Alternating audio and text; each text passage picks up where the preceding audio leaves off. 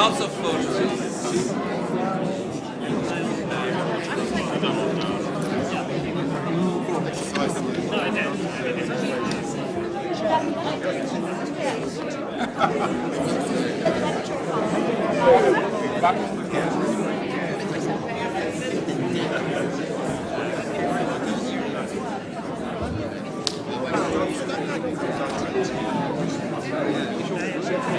The thing is, Go back there in a few minutes.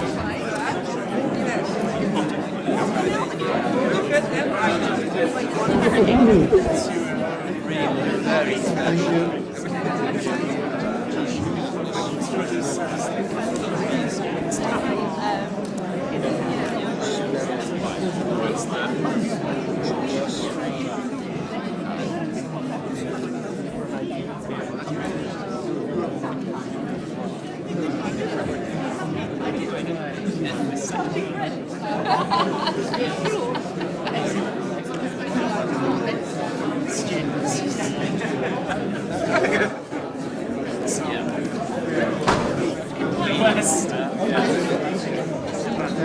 I'm not, but very kind of you. We'll be fine afterwards. Thank you.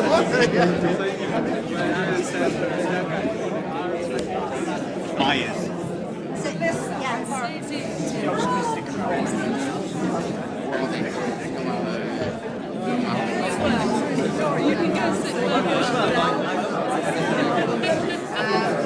sit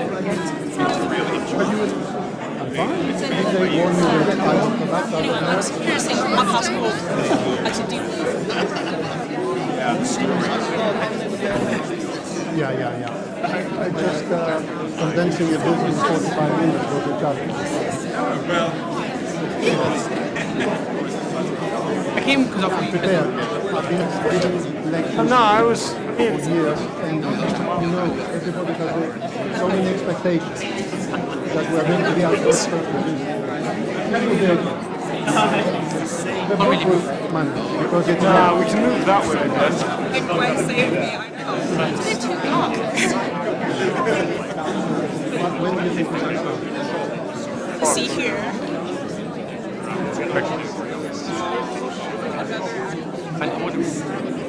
Yeah. Other side. Oh yeah, that might be a decent.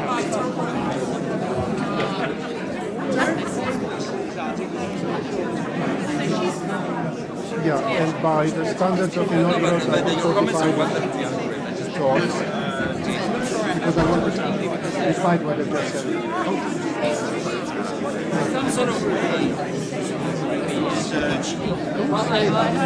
Brings bad luck. Thank you. I hope so. The reviewers are very enthusiastic. So I know, but I've been reading things. I knew I wanted to record it. Having one of the reviewers recommending it very strongly and then giving me 7 single-page pages. How I could show it was marvelous.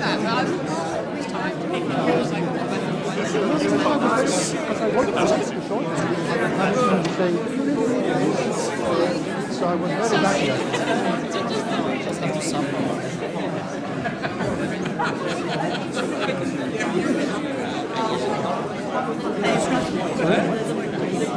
This is Bella, my wife. This is Francis, our vice principal.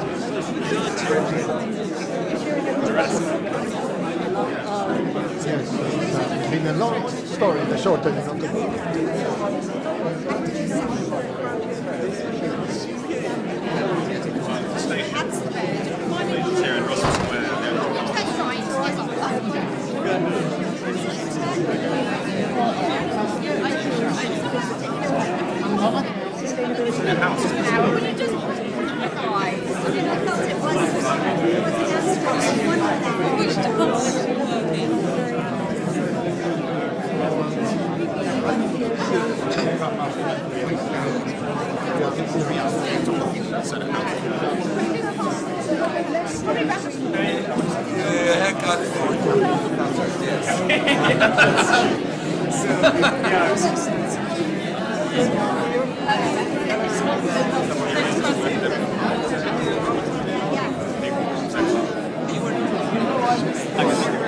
swear, whatever jokes you make, I have even worse. I'm joking.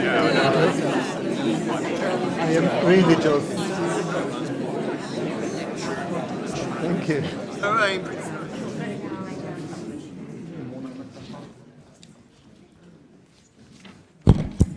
I did my usual thing and confidently picked up the mic. But this is going to encourage me to be extremely short. Welcome. For those of you I have not met before, I am Frances Bowen. I'm Vice Principal for Humanities and Social Sciences here at Queen Mary.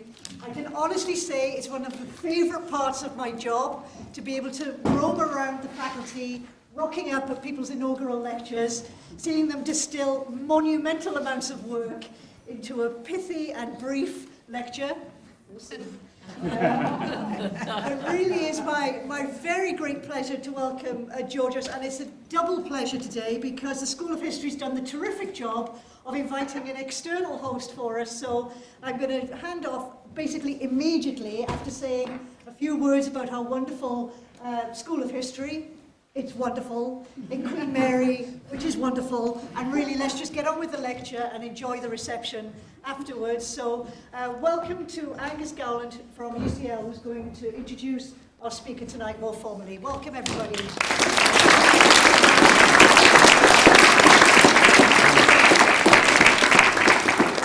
Thank you, and thank you, Georgios. I'm honoured and flattered to be introducing this evening's very much anticipated lecture. Georgios Varouxakis first studied the history of political thought in the late 1980s as an undergraduate reading history and archaeology at the University of Athens, where he was taught by the distinguished Enlightenment scholar Scarlas Kitramalides. In 1990, he came to London, where he took the MA in Legal and Political Theory at UCL, which at that point was closely linked to the Bentham Project at UCL. This was where he met Fred Rosen, a leading authority on Bentham and utilitarianism, who became his doctoral supervisor.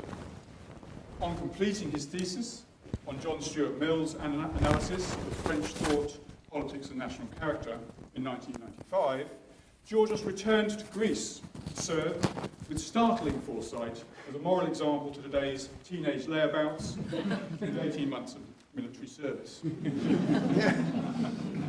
They know how to punish. Immediately after this, he obtained his first lectureship in European Studies at Aston University in Birmingham, although after a year he was already half back in London, taking up a research fellowship at UCL in the Bentham Project. In 2006, he fully returned, joining the History Department at Queen Mary. Here he became a dedicated and spirited member of the community of intellectual historians, not only in Queen Mary, but in London more widely. At the Institute of Historical Research as a convener of the Seminar on the History of Political Ideas, and as an essential contributor to and director of what was then at that point the new MA in the History of Political Thought and Intellectual History. He organised in his inimitable fashion the very important John Stuart Mill Bicentennial Conference in 2006, and from 2013 onwards, several of the London Intellectual History Doctoral Summer Schools, and has been co-director of the Centre for the Study of the History of Political Thought at Queen Mary. He's also held visiting fellowships at Princeton and Göttingen, and will be shortly taking up another fellowship at the Institute of Human Sciences in Vienna. Georgios' first book, Mill on Nationality, was published by Routledge in 2002. Looking back now, its scholarly qualities are not surprising, but its pugnacity is striking. A properly substantial historical study of the doyen of the British liberal establishment of this kind was certainly overdue. Georgios took aim, elegantly but severely, at the proliferations of disingenuously selective readings, sloppy generalisations, and gross oversimplifications churned out by political philosophers and political theorists from Isaiah Berlin to John Gray, who distorted Mill's thought within their own highly tendentious genealogies of liberalism. Georgios showed, more particularly, that those who had sought to praise or blame Mill as variously an English nationalist, enthusiastic, Whiggish, or enlightened, as a critic of multiculturalism, or as an ethnocentric liberal, must simply have failed to read Mill's writings, except perhaps for the 16th chapter of Considerations on Representative Government, and the more accessible part on liberty. In fact, Mill developed and elaborated his views on nationhood not just in the so-called major works, but in a huge quantity of journalistic articles and personal correspondence dealing with themes of national character, race, self-determination, and international relations. Once these were properly considered and contextualised, Mill emerged less as a heroic philosophical synthesizer of liberal political principles and more a profoundly engaged and outward-looking thinker who strove, albeit imperfectly, to reconcile patriotic and cosmopolitan values, a cosmopolitan patriot. Conversely, Mill certainly had his flaws, but the increasingly popular post-Saïdian image of him was little more than a caricature. As Georgios put it in a typical footnote, Mill may be blamed for many things, but ethnocentrism should be very low in the list. Somewhat unbelievably, in the same year, 2002, Georgios produced a second book, published by Palgrave Macmillan, Victorian Political Thought on France and the French. Here, the range of the analysis was extended way beyond Mill to include Arnold, Bagehot, Carlyle and Macaulay, and many others, including some of Georgios's favourite French authors such as Guizot and Tocqueville. In passing, we can just note the expansion of two themes from the previous work. First, the outward-facing internationalism of these thinkers, even whilst their analysis of politics remained perplexingly to us now severely limited by the grip exerted on them by the concept of national character. And second, the conviction that British politics and British liberalism needed to be seen through the lens of its interpretation of international affairs, particularly of French politics, and even more particularly the failure of French liberalism. In his third single-authored book, Liberty Abroad, J.S. Mill on International Relations, published by Cambridge in 2013, these themes were developed further, and the range and depth of the scholarship underlying their analysis became even more evident, surveying and dissecting in meticulous detail a discursive domain of complex and shifting debates about international relations in periodical reviews, newspaper and magazine articles, alongside more conventionally systematic sources of political thought. In the course of this discussion, proper acknowledgement was given to the tendency in Mill's writings and in those of his contemporaries to lump together different cultures and historical periods, often laced with Eurocentric prejudice. There was some truth in descriptions of him as a civilizational imperialist, or liberal imperialist, if you will, who aimed at leading dominated peoples to progress and independence. But the opposition between the spuriously ethical blame game being conducted, as Georgios put it, with low scholarly standards and little analytical rigour, and serious historical labour became stark. Mill couldn't be regarded as a paradigmatic liberal nationalist, but neither was he an arch racist. Both designations reveal more about those who constructed them than about the object of their scholarship. In fact, the liberal lionisation of Mill and the post-colonial critique were two sides of the same coin. As Mill's own characterisation of Herbert Spencer, quoted at the end of Liberty Abroad, put it, the problem came from thinking that Mill was so good that he ought to have been better. If the idol hadn't been erected, there'd have been no need to pull it down.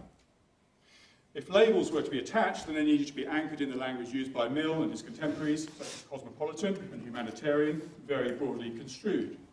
In any case, Mill's continuously refined positions, whether they were on India, France, Italy, Russia, North America, Jamaica, or elsewhere, were not inflexible dogmas, one-size-fits-all recommendations for foreign policy derived from an overarching theory of international relations.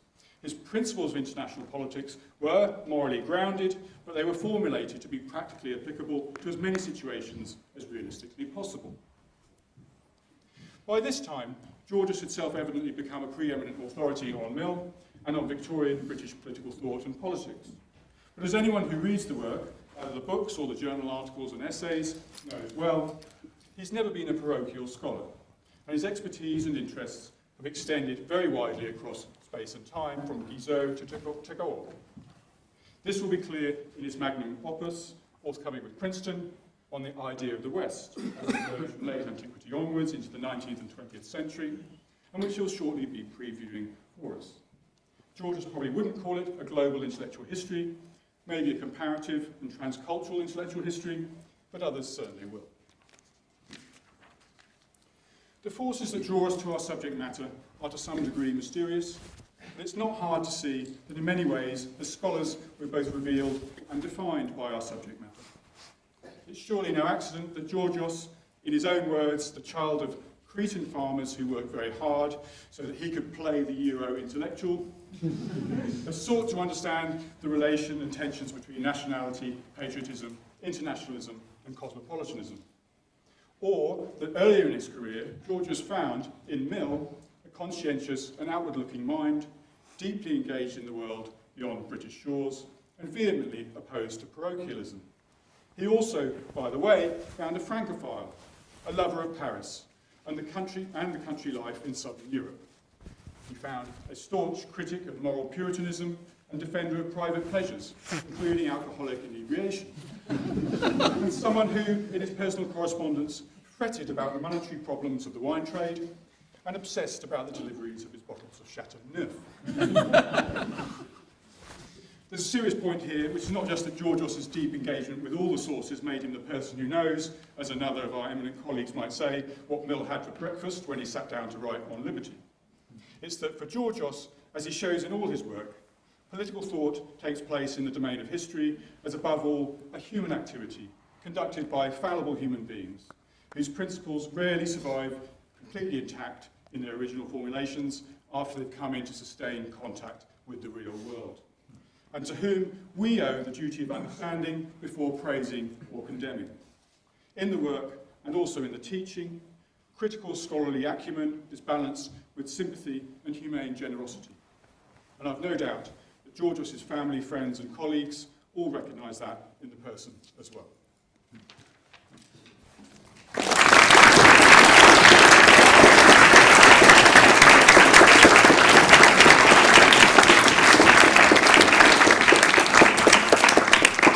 Please raise your hands if you don't hear me, if you can't hear me. I don't know if this works. I hope it does.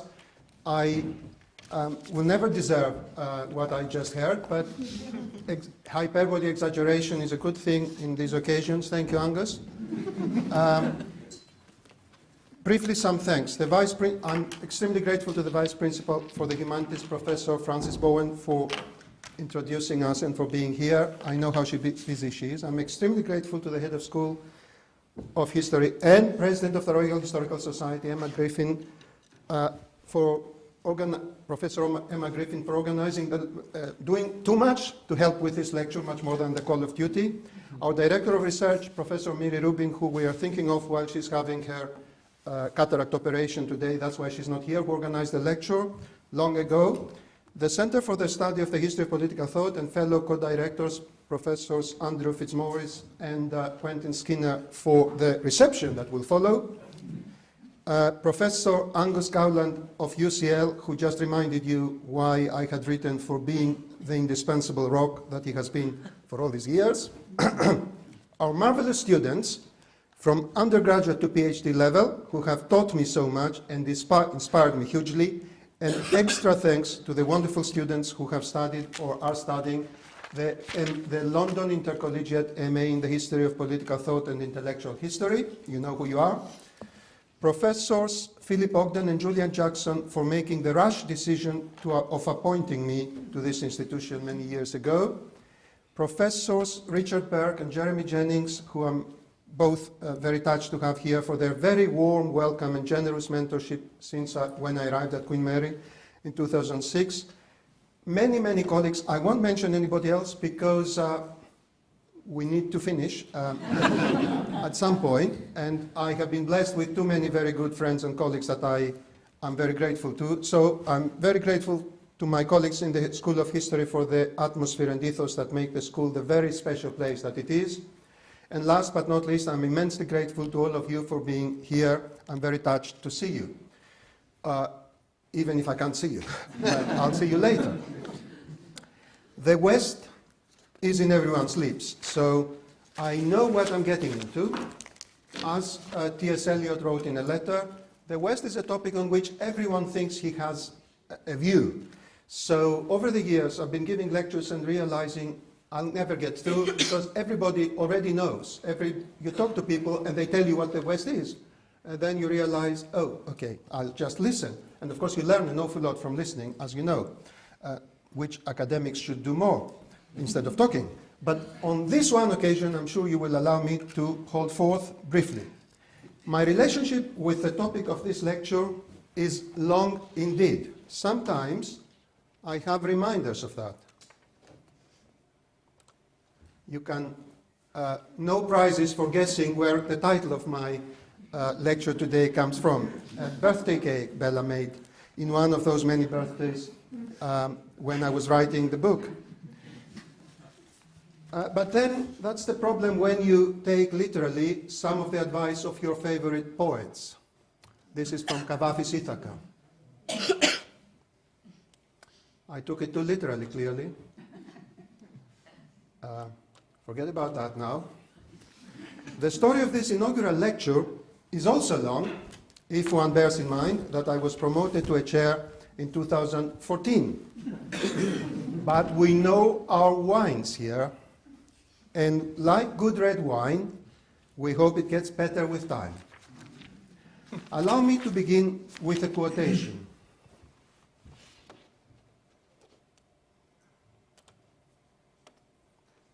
So great a legion of ideological interests is choking the media of communication of the world today that I deem it advisable to define the terms in which I speak and for whom. In the heated, charged, and violently partisan atmosphere in which we live at this moment, all public utterances are dragged willy-nilly into the surface of something or somebody.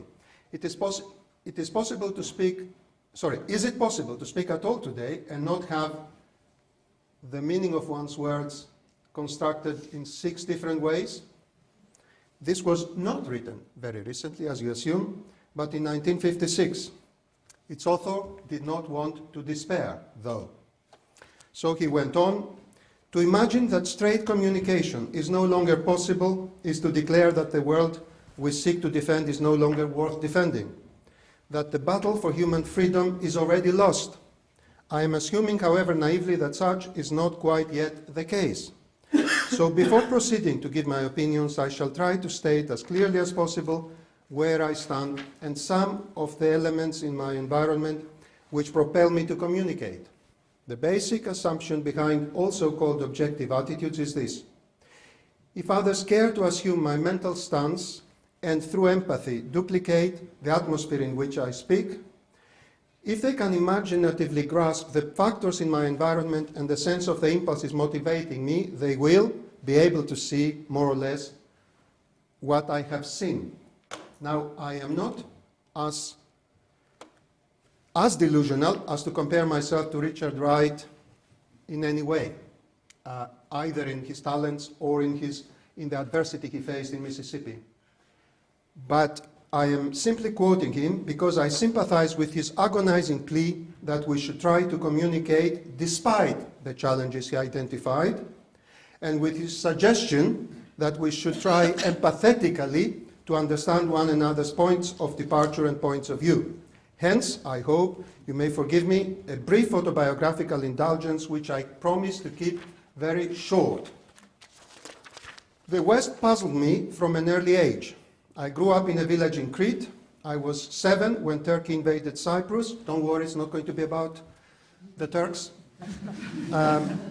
In July 1974, 50 years ago, I told you it's a long story, Cyprus was an independent state. Crete was part of Greece. I know I have to say this because I'm talking to British audiences. The number of times I say I'm from Crete and people ask me when will I next go to Cyprus reminds me that Crete doesn't register because it was not a British colony like Cyprus. So, after the invasion, Greece went on a war footing.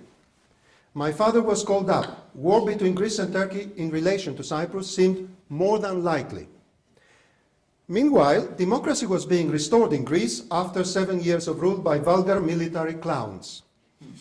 I needed to understand it all. I began to watch the news and read serious newspapers. As other children noticed, I was completely hopeless at football, but more and more immersed in politics, they nicknamed me the politician, or politikos.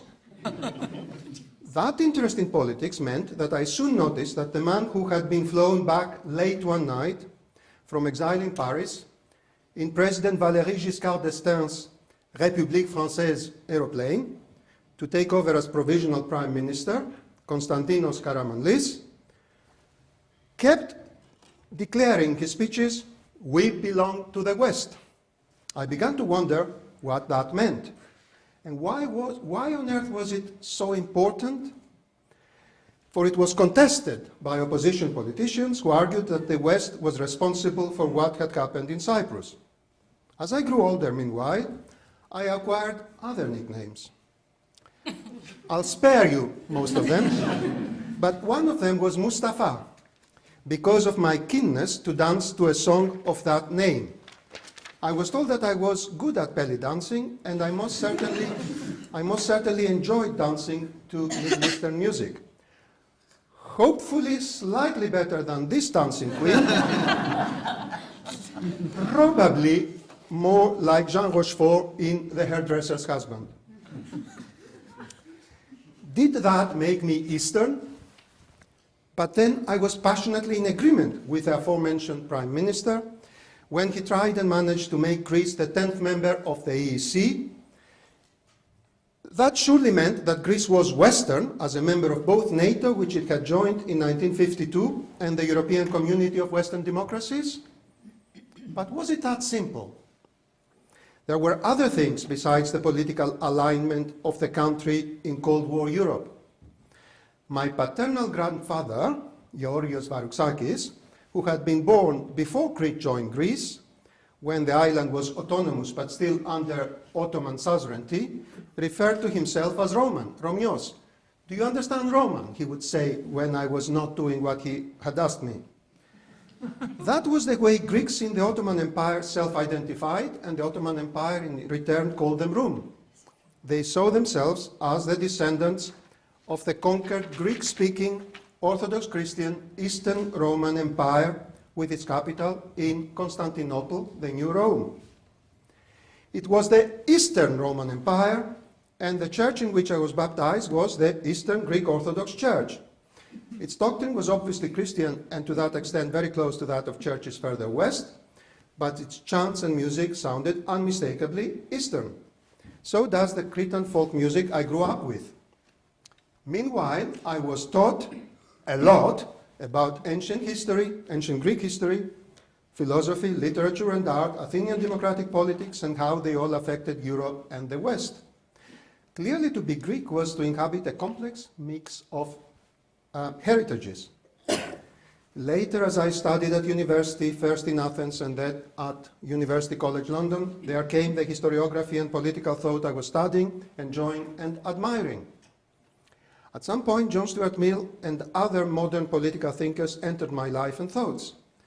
They and their ways of thinking were Western. Did I have to choose between being Western and being Eastern? Were these self-contained entities with different essences, or were they just words, sweeping generalizations, or at any rate, changeable narratives? Could one have multiple identities, or did one have to choose?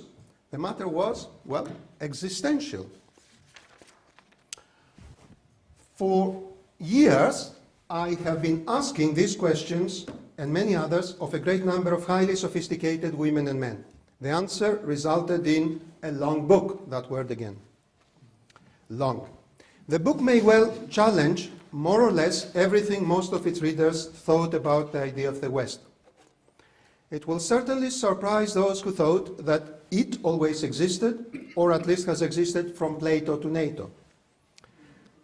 But it will meanwhile also challenge the assumptions of people who thought that the West must have emerged after World War II with the onset of the Cold War. It will also surprise those with more specialist knowledge who have read in the scholarly literature that the idea of the West emerged around the 1890s. It will most certainly give second thoughts to readers who assumed that the idea of the West emerged in juxtaposition to Asia, Africa, or Islam. It will present a challenge to those who thought that the idea of the West arose to cater for the needs of high imperialism. Similar surprises await people who take for granted that the idea of the West inherently involved adherence to liberal democracy, rights, individualism, and the like. The book will also challenge the assumptions of those who take for granted that the idea of the West had Anglo-America as its core and is simply an extension of the so-called Anglosphere. My book is a history of the idea of the West. It does not purport to be a history of the West per se. It does not take for granted any unit in history or part of the world as being the West and study its history. Instead, the book first seeks to understand when, how, and why the West came to be used to refer to a social or political entity based on cultural commonality. It then follows the many and often surprising changes in the uses and meanings of the term and the different intentions and repercussions related to the contested uses, definitions, and membership lists. I have pursued a history of the uses of the idea of the West, a history of how people over a long time have understood what they call the West, of what they meant by the West in each case. I hope that's clear. If then I have to begin answering my question after this long introduction, the one thing I can say with certainty is that the West is an idea, or rather a cluster of ideas. There is no Western state, nor is there a Western Federation, or any other legal entity representing the West. NATO will not do for a number of reasons which I'm happy to elaborate upon if you wish.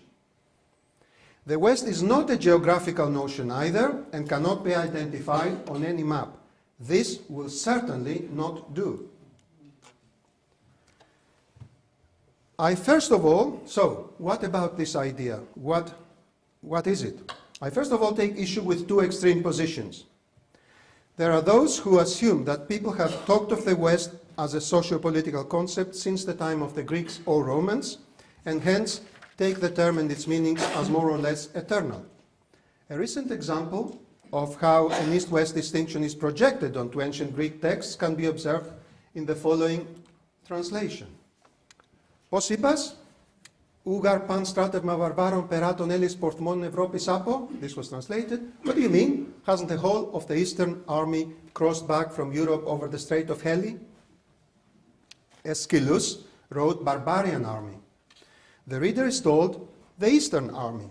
The two words do not mean the same thing, and Aeschylus would have called barbarian an army that might have come from the west of Greece as much as any from the east.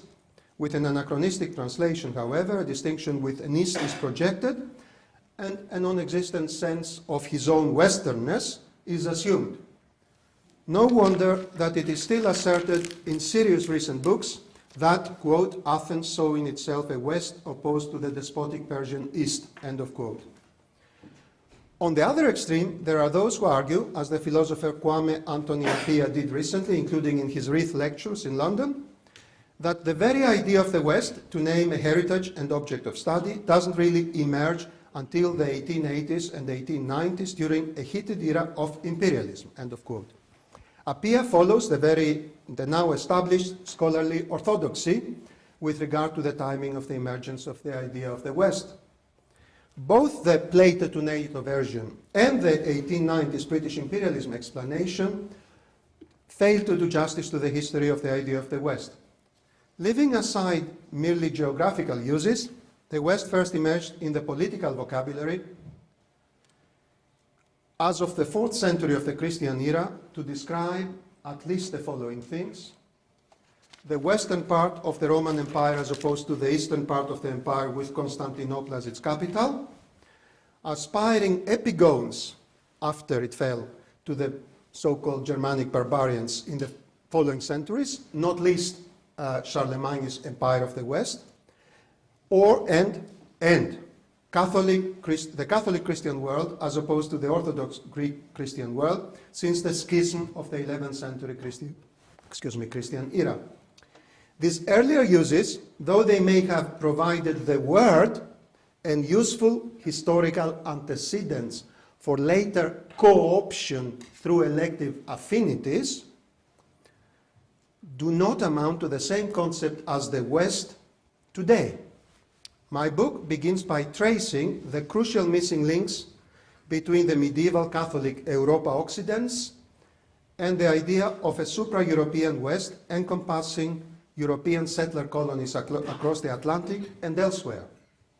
That missing link emerged in the early decades of the 19th century between the 1820s and the 1840s. Meanwhile, there were many earlier uses of the term the West in the 18th century and in the early decades of the 19th century. But authors were using the West either in purely geographical terms or as a historical term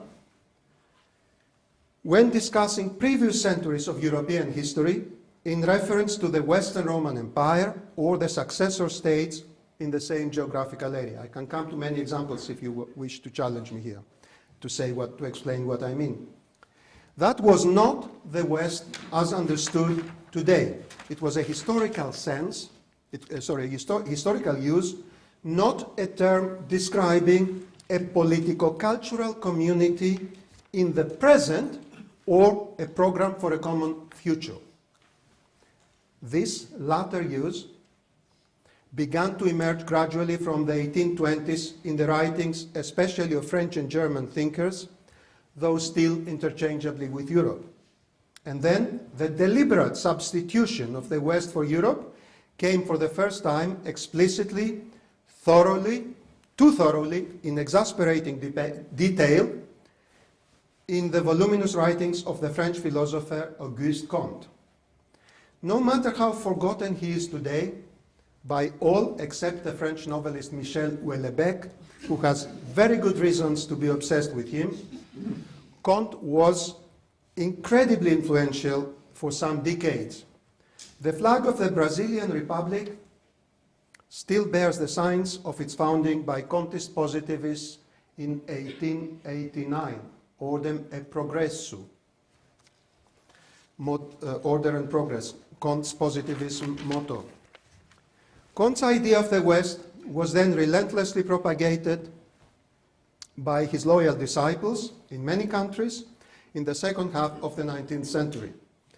And rather than catering for the needs of high imperialism, Comte's Western Republic, République Occidentale, was aimed, on the contrary, at abolishing empires of conquest and promoting altruism and international peace. Don't get me wrong, Comte was Eurocentric, Francocentric, Latinocentric, Comtocentric, but he was not imperialist. He was obsessively against imperialism. And many other things he was. Before the early 19th century, it was Christendom or Europe that had been used as the main self-description by people who wanted to cluster a group of like-minded peoples and to differentiate themselves from the rest of the world. These concepts overlap with the West, but they are not the same. They are different concepts. There was, of course, no complete parthenogenesis in Comte's use of the term, though his political program was peculiar and unique, and very elaborate, as I said. The term he decided to use was available, and especially in French and German, lands that saw Charlemagne's Calder-Grosse empire of the West as part of their own history.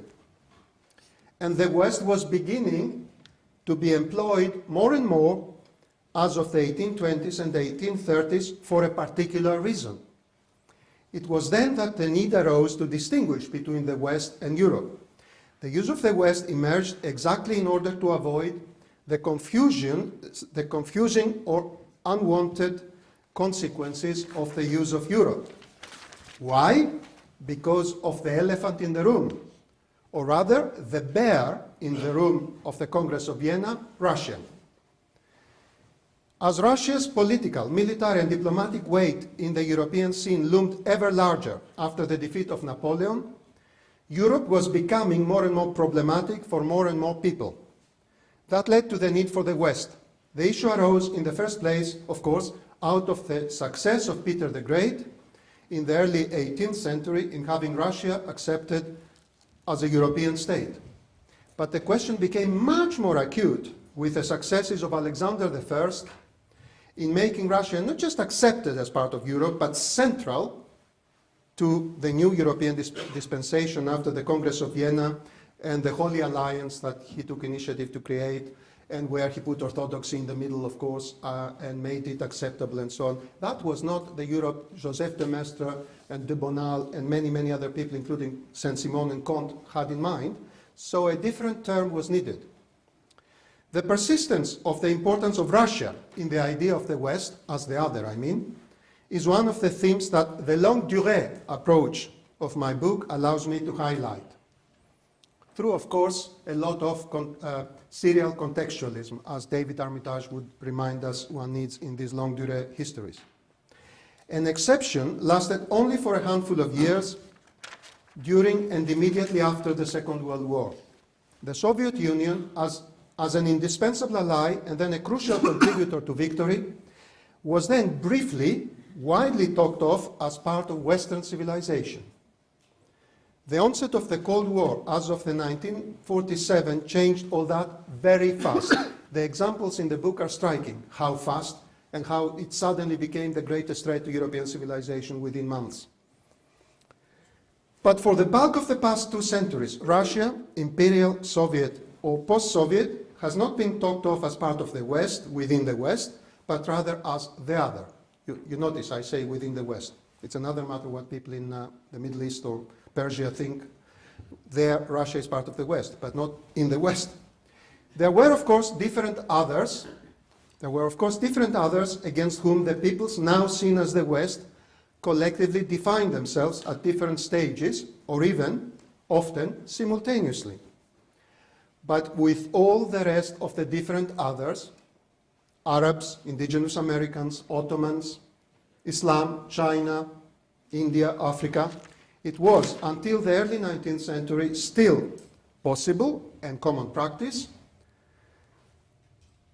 to juxtapose to them Europe or Christendom as the unit or identity describing those who observed or opposed those others. What made a different concept necessary was when a differentiation was required in opposition to others who could also be called Christian and part of Europe. Hence, the need for a West vis-à-vis the Eastern Roman Greek Orthodox Christians first and the Orthodox Russian subsequently. The latter distinction vis-à-vis Russia resulted in the emergence of the modern idea of the West. Comte and his positivists were explicit that Europe was confusing because it included Russia, while it did not include the Americas, which it should, according to Comte. And hence, a different name was needed. Oswald Spengler, 7 decades later in the Untergang des Abendlandes, similarly was no less explicit when he argued that the word Europe ought to be struck out of history because it had led people to associate Russia with the West in an utterly baseless unity. But there were other agendas as well. You won't be surprised to hear that for many French authors and politicians, a major fear was German ascendancy. Such anxieties led to recurring attempts by French and Francophile authors to promote an idea of a West that would put France at its center, as opposed to a Europe whose center would be naturally Germany. I have analyzed many such instances in my book, including even within German-occupied and Vichy-governed France during World War II. Meanwhile, intra-German debates as to the meaning of the West and whether Germany was part of it have been long and fascinating. Thomas Mann was not untypical when, in his 1918 Betrachtungen eines Unpolitischen, Reflections of an Unpolitical Man, proclaimed Germany and its Kultur to represent the eternal protest and resistance to the universalizing, homogenizing tendencies of Rome and then the West. He was following Dostoevsky and quoting him approvingly. Much was to change after systematic westernization efforts following World War II, of course. The German Federal Republic's Westbindung has had valiant defenders, including Jürgen Habermas, Ralph Dahrendorf, Heinrich August Winkler, and many others. Meanwhile, the trial is taking place right now, as far as I know. Meanwhile, the fact that the members of Patriotische Union, arrested in December 2022 for plotting a coup d'etat to subvert the Federal Republic and restore the German Reich, evoked, as Thomas Mann had done, the Battle of Teutoburg Forest of year 9 Christian era, when the Germanic Hermann defeated the Roman legions, may mean that the idea of German protest against the West, the EU, or the modern world may not have completely disappeared. It should be obvious by now that there is not one idea of the West. And yet, to quote the Göttingen historian Heeren, it is also obvious that names are not matters of indifference in politics. The concept of the West has accumulated a lot of associations over the centuries, and users stress some of them more than others in different situations according to what they want to achieve. That is why a thorough intellectual history of the concept matters, of the uses of the concept. What is to be done then? I think that the best response to the polysemy of meanings of the West is a genealogical study of its long history. For Nietzsche was right that you cannot define something with a long history. You can only study the different layers of meaning that have been successively deposited and have been fighting to redefine the meanings by imposing their own interpretations. What is crucial is that the meanings that had prevailed in earlier stages and then have been superseded by others do not completely disappear when other meanings are superimposed, but leave some traces. The traces may resurface in different circumstances and depending on who is using the term for what purposes. I don't have time to go to Donald Trump's speech in Warsaw in 2017, but if you challenge me, I will tell you exactly what I mean and why I can analyze it in a way that shows you only my book can show what was going on. And the same applies to Michel Houellebecq novels, all of them. I can give you all the pointers, what the signals are and what he's trying to do. After this very modest advertisement to the book, let me come to another modest declaration. Does any of this matter? Well, it may do if we reflect on some strongly stated recent claims.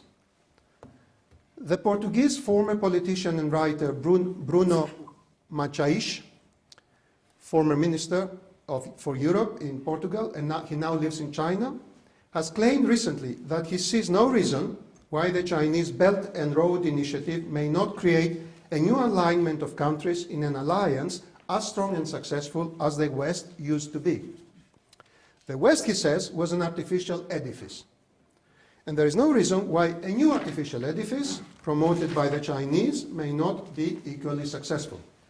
To that extent, any country that has been participating in the Belt and Road Initiative, from China through the Central Asian republics to Greece and Italy, can as easily become members of a new Chinese-led political cultural alliance as France and Britain and the US have been members of the West according to his logic. I find this reasoning unconvincing. Let me try to explain why. My attribution of the origins of the idea of the West to Kant in the 1840s is not a pedantic matter merely of timing.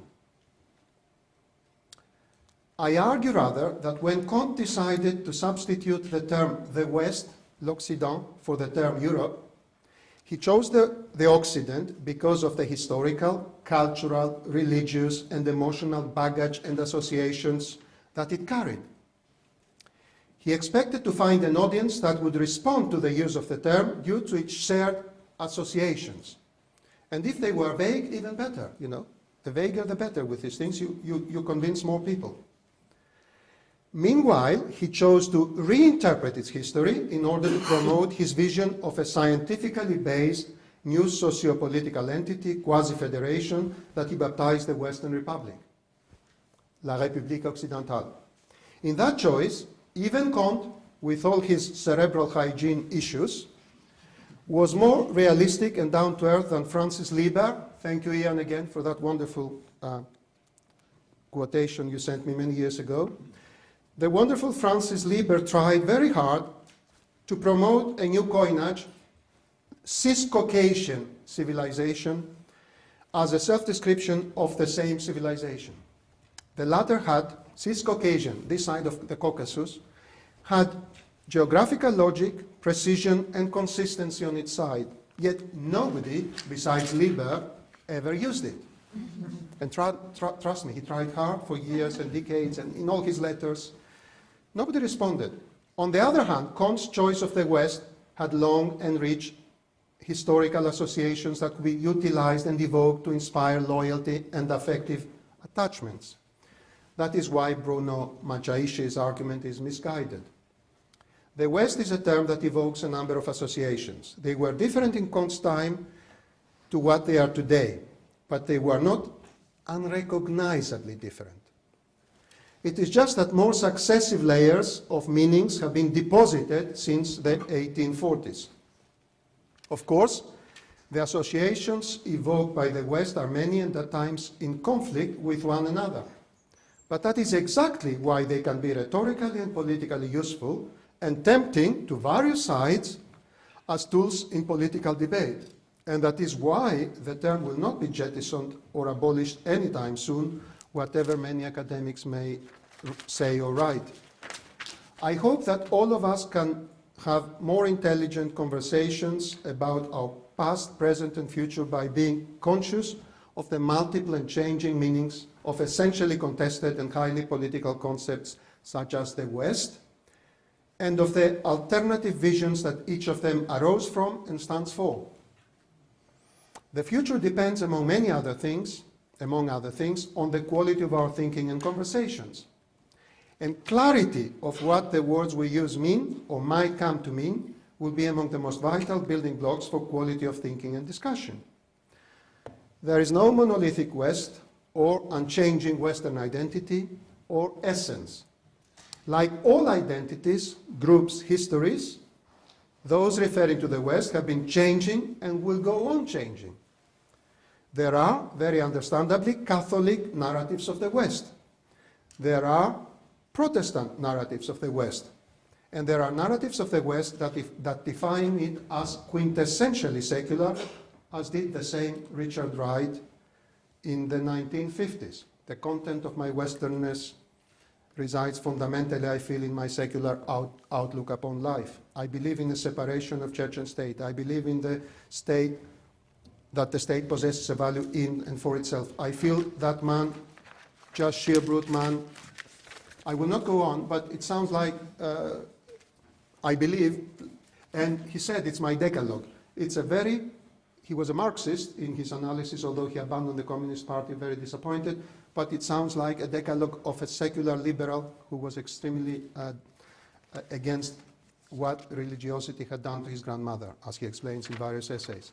So, this is one version of the West among many. Don't read more, because we have no time.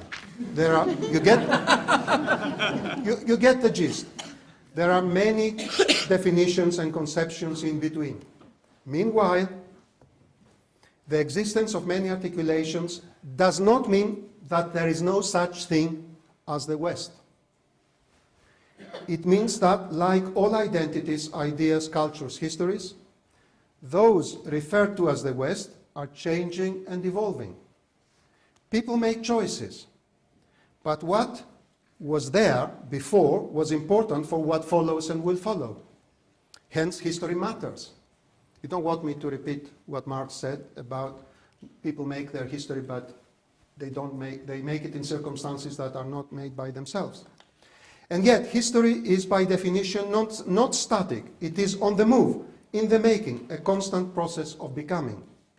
Meanwhile, words do matter, and redescriptions and redefinitions of words, paradiastole, to mean what the user, speaker, or author may wish them to mean, can help win arguments in debates, and can help win over followers in political and ideological battles. Uses of the West represent a striking example of why and how concepts matter, and hence why not letting others own or monopolize the meanings of words is crucial. I'm thinking of Trump here, if you want to know, but we can think of all sorts of people. Precisely because of this, a good history is needed. When in July 2022, I gave a lecture related to this topic in Tallinn, Estonia, a doctoral student asked me a challenging question. The timing was crucial. With the war in Ukraine having recently begun, people in the Baltic republics were intensely nervous about Putin's next moves. Henry asked me whether I was not worried that by exposing the many different and contradictory meanings of the West and somehow deconstructing the idea, I was bound to undermine our newfound unity. I took it that the unity in question was referring to most Western states' stance in solidarity with Ukraine since February that year. I replied that the answer was implicit in the question, I thought, somehow. I reminded my audience that the majority of Ukraine's population is Christian Orthodox. The vast majority of the definitions of the West my lecture had gone through up to then, and of the even greater number of definitions in my book, would not have included Ukraine in the West in any way. In fact, Samuel Huntington predicted in the 1990s that there would never be serious violence between Ukrainians and Russians because they are both members of what he called Slavic Orthodox civilization. Incidentally, Huntington also more or less recommended that Greece should be expelled from NATO because it's a member of the same civilization and therefore bound to be an ally of Russia. And yet now the West was fighting by proxy in Ukraine and Greece was sending aeroplanes with weapons, among other NATO countries, of course. Was that not the answer to Henry's question? The West was once more being redefined as we spoke. Perhaps that was also the answer to my question all those decades ago. But I spoke enough about myself today. I would now like to shut up and leave the last word to the Polish poet born in Vilnius, Czesław Miłosz. I won't comment, but I'll be very happy to comment in the discussion if you wish. My French and American friends, this is his autobiography, a search, Native Realm, a search for self-definition. My French and American friends were surprised at my almost exaggerated sympathy for Russians taken individually. All of these attitudes did not seem to hang together. Regretfully, I had to say that I did not possess a language that would allow me to carry through the necessary distinctions. But the lack of terminology is not only my lack. The 20th century, panic-stricken in the face of nationalist and racist ravings, strains to fill up the chasm of time with production figures of the names of a few political economic systems. Meanwhile, it has renounced investigations of the fine tissue of becoming, where no thread should be overlooked, even the ideas of forgotten Russian sects. What apparently disappears forever is in fact imperceptibly transformed. And such remote phenomena as the character of ancient Rome are still alive simply because it was there and nowhere else that Catholicism took a form. Later on, he continues, the current fear of generalizing about racial and territorial groups is an honorable impulse because it protects us from falling into the service of people interested not so much in truth as in expedient argument for a political debate. Only after the reasons for such a fear have disappeared will minds skilled in tracking down interdependencies penetrate what for wise men today is an embarrassing subject fit only for table talk in a country tavern. They will not disappear until the appraisal of any civilization ceases to be a weapon against those beings, those human beings brought up within it, in other words, not soon. I am extremely grateful for your attention. Thank you.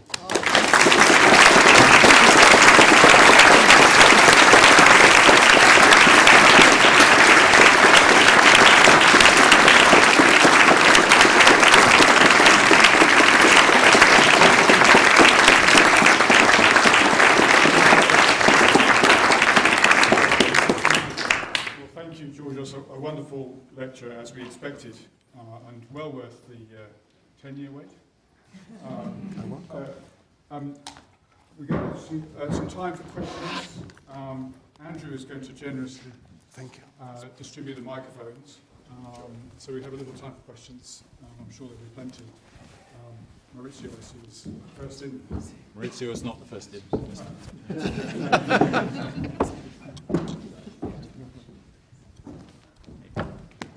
Got a quick arm. But yeah, thank you, Georgios, so much for that. I remember 6 years ago you were talking about this subject, so it's good to hear the lecture. I was just wondering, hanging over your talk was the East, of course, and I was wondering, is the East a Western concept? Is there a self-identifying Eastern consciousness in the same way that there is a Western one, or is it merely one of the conceptual tools of the West? Thank you. Marvelous question.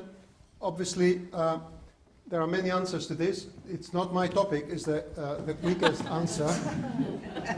I cannot possibly study the thought of all the Indians of several languages, or Chinese, or Russians, or all sorts of people who have been articulating ideas of the East. What is obviously very important and interesting today is ideas of Eurasianism that are being promoted by various people like Alexander Dugin in Russia and so on.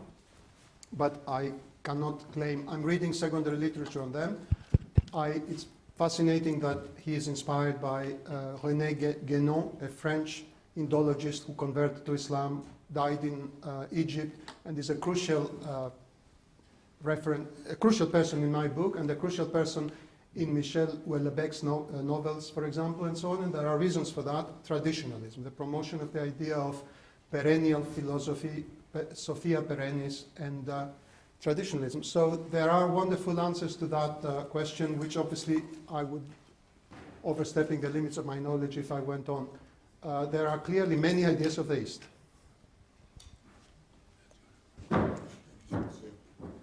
Georgios, thank you very much for your wonderful lecture. I wonder whether you could say a bit more about the role that North America plays in the reconceiving of the notion of the West. You mentioned it only in reference to Comte. Does it disappear and come back only in the Cold War, or there is a longer history of the role that North America plays in this concept? Thank you. Great question, thank you. If you hadn't asked me, I would have paid you to ask me this question, but in the sense I had no time to, yes, it's one of the things that there was no time to go to. America is a fascinating case, and one of the chapters that I enjoyed most, and one of the longest chapters, and of course I was extremely lucky to be researching that chapter in Göttingen, where the whole story started in a way, because every self-respecting American from Harvard College had to do a PhD in Göttingen, or Berlin, or Halle. So the idea of the chapter on America is called Ex Germaniae Lux, ? How did the idea of the West reach America? America is complicated because there are two things. The whole idea is they are a city in the hill.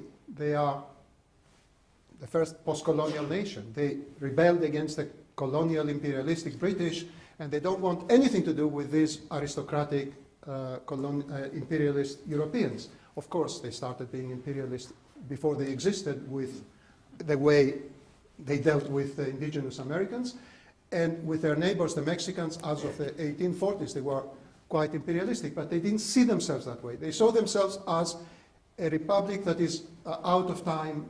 It's nothing to do with these corrupt Europeans.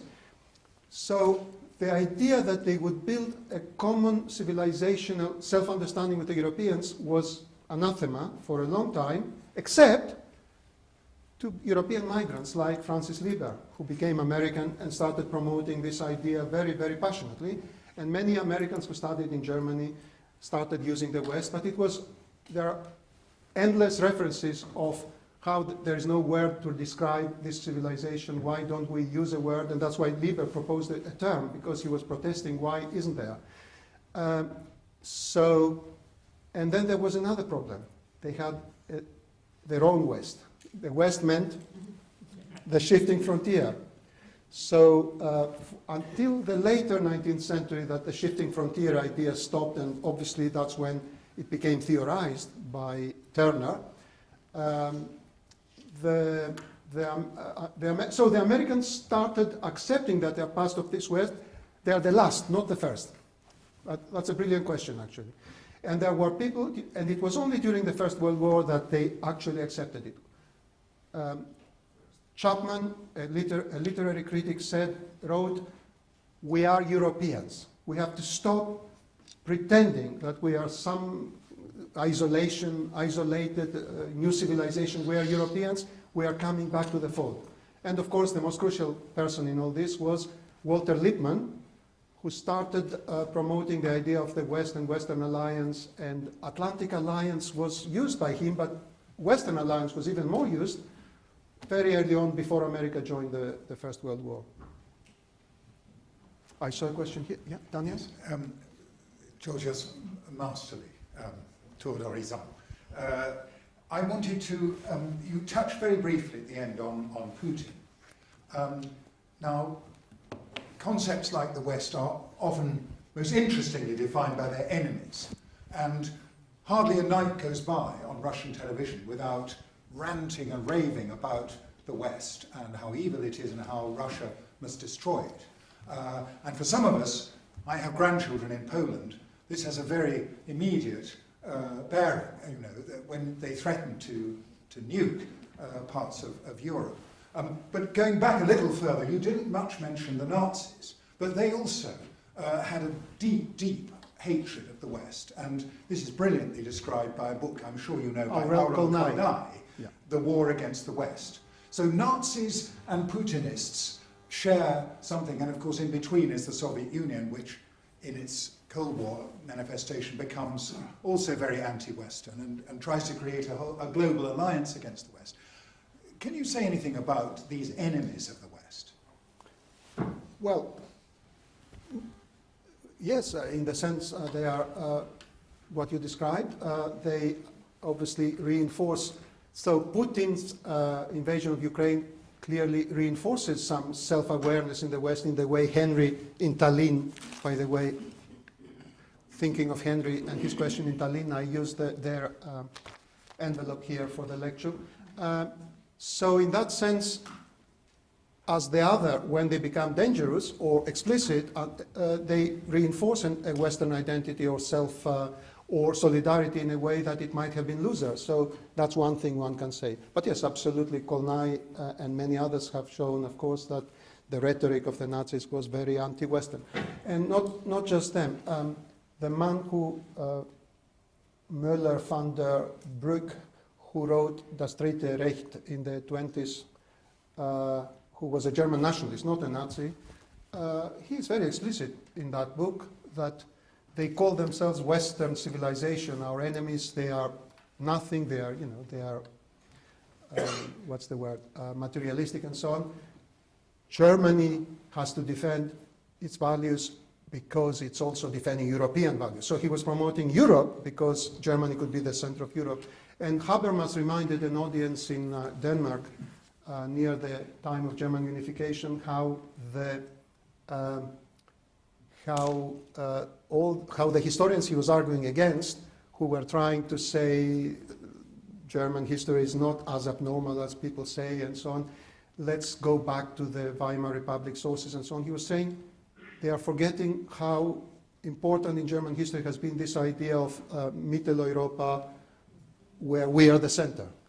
It is, Habermas was very critical of liberalism and West German politics and so on, but he was always adamant that the achievement of Westernization for West Germany was a major achievement, and the Germans had to make an existential choice, and he was always upset about people saying it's a strategic choice, it's a security choice, it's an economic choice. He thought, no, it has to be an existential choice. We have to become Western because there's something wrong with our wishy-washy attitude in the past. This is a wonderful question, but it would take another lecture to go on. And Angus knows it's very difficult to stop me when I'm going to encourage you to talk a little bit more, Georgios, with many thanks for that fantastic lecture. You must tell us when and where we can get this remarkable book. The question, though, is when you spoke of America, you assume that America is homologous with North America, including Mexico, of course. And I want, just with one question, to ask you to expand a little on the matter of what role did this particularly Kantian idea of the West play in the formation of the idea of Latin America in the 19th century, and what part did Latin America as a region, a congerie, a culture, play in the reformation of the idea of the West in your story? Thank you. Thankfully, Nicola is there, and I will bring her to you as soon as this lecture ends at the reception.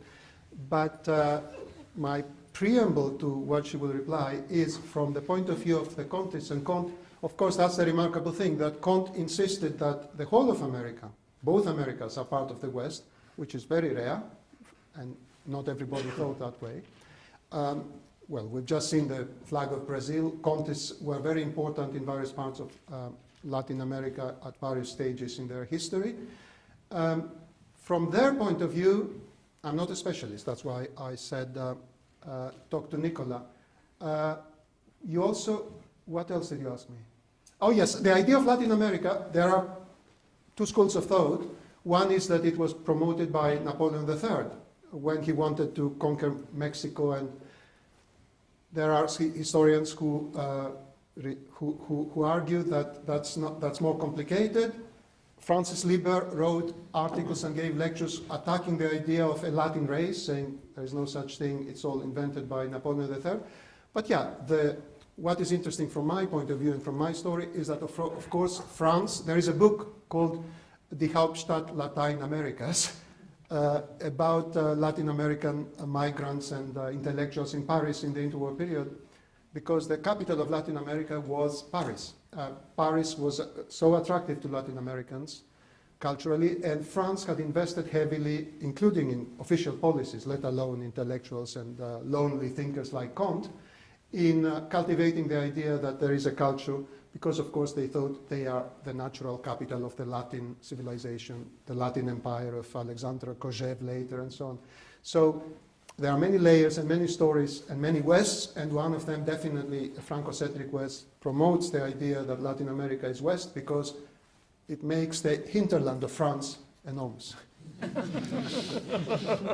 And the Germans can't lay claim there. Well, except since some time, yeah.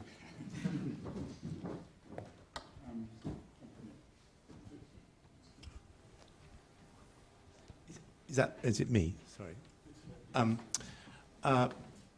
I just was wondering, having spent the last 10 years considering the matter, whether you've come out of listening to my ramblings about the matter, he means, yes? Whether you've come out of it feeling that the concept is essentially a positive, constructive, helpful concept, or whether you've come out of it with suspicion about the concept, whether you feel it is potentially negative, destructive, and dangerous. Very good question, to which I have a straightforward answer. Neither nor. I mean, it's there. It's going to be there. I am not. If you talk to philosophers, you realize sometimes we're at cross purposes, or political theorists, because as a historian, I'm discussing what is going on, what has gone on, how it's being used, how it's bound to go on being used. If I was the advisor to a politician or speechwriter or work for a think tank, and obviously if you know any friends, tell them, I will tell them exactly which part of the story to highlight for the purposes of what they want to achieve in that speech or in that election. As a historian, I'm trying to look at the whole picture, and it's a mixed picture. So the West is neither good nor bad. It's neither, the Nazis, the Holocaust, horrible things happen in the West. Good things have happened in the West, will go on. The question for the future is up to us to discuss, but our conversations have to be clear and not clouded by one-sided versions of stories or meanings of terms, and therefore there I try to argue for proper historical analysis of all of them. So I don't take a normative position as to is the West a good or a bad thing, because it's meaningless. Which West? Some of them are very good and some of them are not. I hope I answered. I'm not trying to avoid it. I knew a question from you would be a challenge. Justin. Just Behind. No, I don't mind. Possibly linked, and possibly linked maybe to the first question. You present the West as the West versus kind of an edifice against another, or an edifice against an other. When that, how is that idea received in the mind of the other? Because I can imagine it's a fairly destructive us and them dynamic. So I just wonder if you could talk more to that. Yeah, that's very good. Again, I'm not a specialist in Russian history, but some Russian history I have read persuades me that very often Russian officials and imperial soldiers and officers in the stans, in Turkmen, Central Asian territories that have become now the stans, as they call them, the various republics. When they were conquering them in the name of Western civilization in their eyes. And remember, most of them were Germans. The officers were German, French, and various, the Russian Empire in the 19th century had elites that were recruited from Western Europe. So from their point of view, possibly it would be disappointing to read what was said about them until at some point that changed. And, Putin was saying when he was first elected that Russia is not part of the West, but it is part of European civilization. He was emphatic about that. Now he has changed that. He doesn't care about that.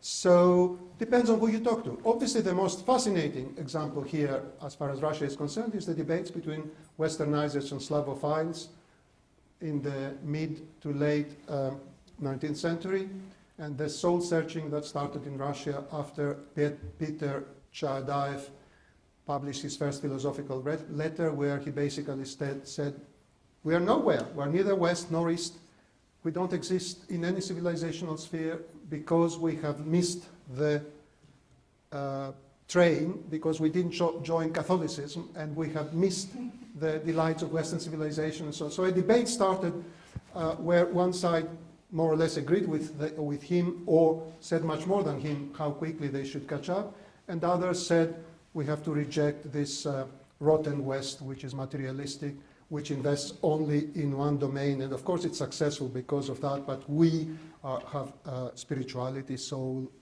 and a more harmonious development of human beings. And of course that idea was used by many other people in other Eastern countries beyond Russia.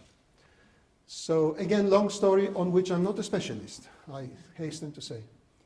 And I'm not sure there are many specialists on all these countries. I'm very conscious that people probably want to break and have a drink, so I'll just make this very quick, which is the Israel as a citadel of the West right now, and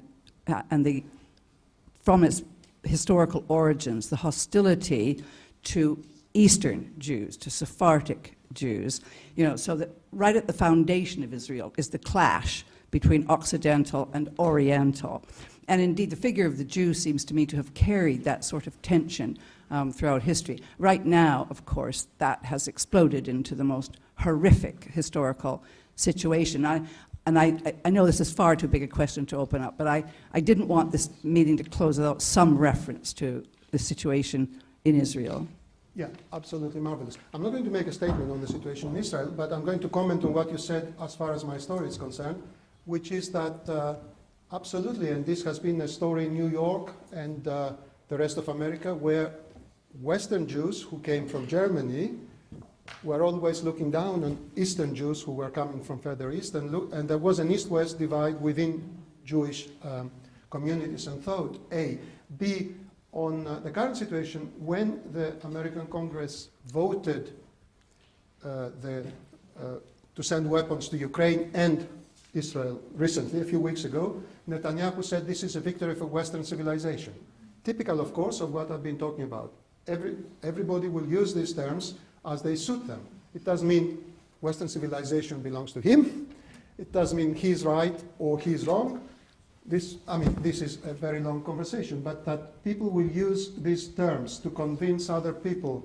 So when the Anglo-French were trying to convince the Americans to join them against the Germans in the First World War, they were saying the Germans are saying they're fighting against the Western democracies. That's you. I would do the same if I was them. It's essentially used by... We've got a little bit of time, but not much, and quite suddenly the hands have all shot up. So I can see 1, 2, 3, 4. Perhaps we can gather those questions together, just because in the interests of waiting for everyone who's looked at too long. Perhaps we can go in order. First question here, second, there was another one. Ian was third, and then last question. Thank you very much for a wonderful lecture. You mentioned once Egypt, and you said from Plato. Could you speak up a little? Yes. You mentioned Egypt once, and you said from Plato to Nato, the Egyptian civilization was much more sort of advanced than the Greek civilization, and lasted much longer, for over 3,000 years, longer than the Chinese one. And but how do you see the Egyptian civilization shaping the Western also idea?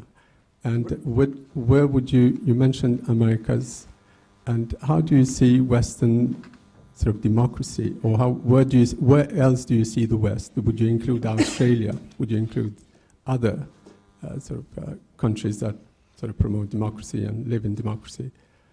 And there are many claims in terms of different heritages in Europe, in Balkans in particular. Serbia occupied Kosovo after 600 years of Ottoman Empire in 1912 to 1918, incorporated Kosovo in Kingdom of former Yugoslavia, and claimed that the all Orthodox heritage belongs to Serbia, while 90% of the population of Kosovo is Albanian. How would you see different claims of different heritages claimed by different nations? Thank you. So that's the first question. That's the first question. The Australian part of that question was very important. I didn't hear. But anyway. Sorry, second question. So we're gathering the questions together so you can comment on. Yeah, you talked about Thomas Mann at the beginning, towards the beginning of your lecture, because that First World War propaganda, a lot of that and a lot of what Mann was writing about was like Kultur versus Romanitas. You've talked about the Germans as making war on Western civilization, but I was wondering about this dichotomy that a lot of German authors were creating between Kultur and Romanitas actually as a battle for what the Western legacy should be or was at that time. So I was wondering if you could talk a bit more about that. Thank you. So you mentioned the conventional story at the start that dates the origins of the use of the term to the era of high imperialism in the late 19th century, or one version of that story. So it seems persuasive that that story is wrong from what you've said. But I wonder if that period does contribute, or how you see it contributing to the reformulation or changes in the use of the West, specifically that era of high imperialism and the fact that these nations normally aggregated into the West now extending spatially into non-Western domains. The last question. Thank you. I was wondering if we could trace the concept of the West before the 1840s and Kant. For example, in the period when the Eastern question was taking shape in European public discourses, and particularly in the press and in the political sphere, and how the press, the politicians responded to the Eastern crisis of the 1830s, Mehmet Ali, Russia's perceived aggressiveness. Did they deploy the concept of the West then? Thank you. So Egypt, Thomas Mann. Yes. Yeah, I apologize. I apologize profusely, but I did not understand the first question. I couldn't hear what it was about. Perhaps after the lecture, you could have a conversation. Maybe we should talk in a minute. Yeah. Did you understand? We know that I'm a bit deaf. Secondly, the question about Thomas Mann. This dichotomy between Kultur and Civilisation was, of course, quite common in German thought by the beginning of the 20th century, so he was a major exponent of something that many others thought, and it came very much in the famous manifesto of 93 German professors that was part of the German propaganda in the war and so on. So, civilization, superficial, external, materialistic, individualistic, we have depth, we have culture, we are artistic and so on. That was the idea somehow. He changed his tune quite quickly. By 1922, he had accepted the Weimar Republic, and he changed literally his language, and he was talking of us in the West, and not just Abendland, but the Westen. So he completely changed the tune. There was always ambiguity in Thomas Mann about many things, but this was during the war, and there are some absolutely fascinating letters where he explains himself, and he explains what he felt a year later and so on, which I strongly recommend, by the way, if you're interested. Third question, Wasim, absolutely, and thank you for helping me clarify this. I'm not saying, therefore, the West was not used to justify imperialism endlessly in the late 19th century, early 20th. All I'm saying is it didn't begin then, as very explicitly many scholars have been arguing. It began earlier. Of course that then it was used by all sorts of people for all sorts of purposes, absolutely, and the book goes on to discuss those stories. In the time I had, I wanted to talk about something that might be more surprising and original, which is the beginnings, which are quite surprising. That then other people used it to completely different purposes, by all means, and very extensively. Yeah, thanks for helping me clarify that. Your question, absolutely, that's why I said Comte's use of the West was not parthenogenesis. His system, and you're lucky I had no time to go into details, his system was his own, and it was very elaborate, and but the use of the West, he found it was already there, it was available, and you're absolutely spot on. It was during the Greek Revolution that the first mentions of people in France of a Western alliance, which would include Greece as a rampart against the real enemy, which is Russia, they started saying. They started saying the Ottoman Empire is moribund. The Ottoman Empire will die. The question is, do you want Russia to take Constantinople? Here are the Greeks who are going to join us for this and this reason, and you have Benjamin Constant in 1825 calling Greece la garantie véritable de l'Occident against future invaders and dangers, and others, the Abbé de Prat, endless books, where he discusses Latin American independence and Greek independence in tandem, and he constantly says the greatest problem of European politics at the moment is resistance to Russia. Russia is so enormous and powerful, it's going to devour us. Even if we unite, we are at a disadvantage because we will never be one state. We will always have our politics and disagreements. Look at the EU. Sorry, he didn't say that. I'm saying that. But we urgently need to have a Western alliance. And he started calling it Western. And he said, if the Greek Revolution had not happened, we should have invented it. We, the West.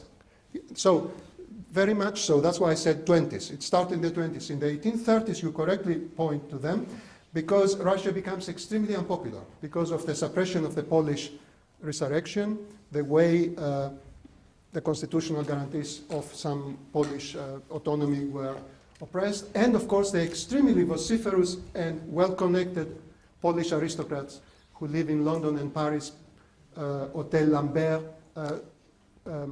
Adam Czartoryski, and all these extremely important people who knew everybody and could talk to Palmerston every day and so on, who were campaigning against Russia and saying we need a Western alliance against Russia.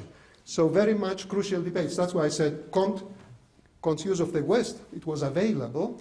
He just systematized it and started propagating it ad nauseum.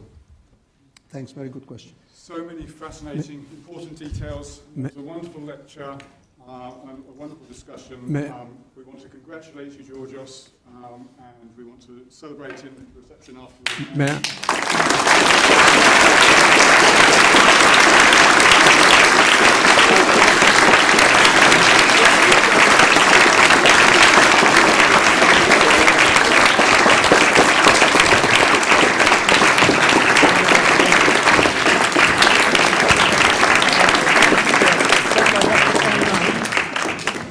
Sign out so people can